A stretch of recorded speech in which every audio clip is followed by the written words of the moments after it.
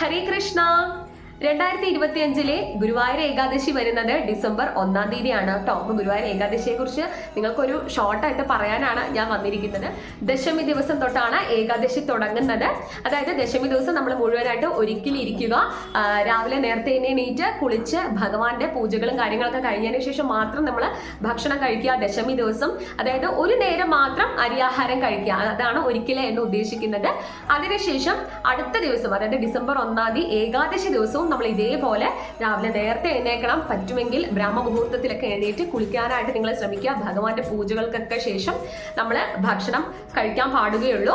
അന്നേ ദിവസം അരിയാഹാരം മുഴുവനായിട്ട് ഒഴിവാക്കണം. ശരിക്കും ധാന്യങ്ങളും ഗോതമ്പും ഒക്കെ അതുപോലത്തെ ധാന്യങ്ങളൊക്കെ നമ്മൾ ഒഴിവാക്കണം എന്ന് പറയും. പക്ഷെ നമ്മുടെ വീട്ടിൽ അമ്മമാരൊക്കെ ഉണ്ടാവില്ലേ, മുത്തശ്ശിമാരൊക്കെ ഉണ്ടാവും. അപ്പോൾ ജീവിതശൈലി രോഗങ്ങളൊക്കെ കൊണ്ട് അവർക്ക് മുഴുവനായിട്ട് അങ്ങനെ എല്ലാ ധാന്യങ്ങളും ഒക്കെ ഒഴിവാക്കി നിർത്താനൊന്നും പറ്റില്ല.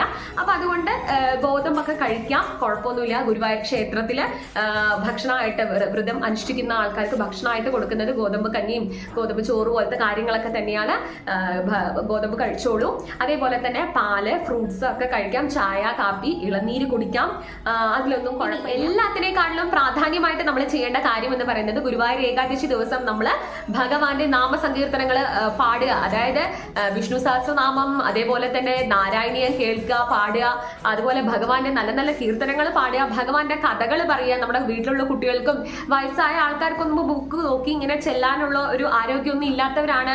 പക്ഷെ ഗുരുവായൂർ ഏകാദശി വ്രതം എടുത്തിട്ടുണ്ട്. അപ്പൊ അവർക്ക് ഭഗവാന്റെ സ്മരണകൾ ഉണർത്താനായിട്ട് വീട്ടിലുള്ള കുഞ്ഞു മക്കള്, അവർക്ക് അമ്മൂമ്മമാർക്കും മുത്തശ്ശന്മാർക്കൊക്കെ നമ്മൾ ഇതൊക്കെ പാടി കേൾപ്പിച്ചു കൊടുക്കുക, കഥകൾ വായിച്ചു കൊടുക്കുക, ഭഗവാന്റെ ഇതൊക്കെ ചെയ്യുക. ഭഗവാന്റെ സ്മരണയോടുകൂടി അന്നേ ദിവസം നമ്മൾ കഴിച്ചുകൂട്ടുക എന്നതാണ് വേണ്ടത്. അതേപോലെ പകലുറക്കം പാടില്ല, വൈകി എഴുന്നേൽക്കുക, നേരത്തെ കയറി കടക്കുക, അല്ലെങ്കിൽ ലേറ്റ് ആയി കുളിക്കുക, ഇതൊന്നും ചെയ്യാനായിട്ട് പാടില്ല. അന്നത്തെ ദിവസം നമ്മളെല്ലാം ചിട്ടയോട് തന്നെ മുന്നോട്ട് കൊണ്ടുപോകാനായിട്ട് നമ്മൾ ശ്രമിക്കേണ്ടതാണ്.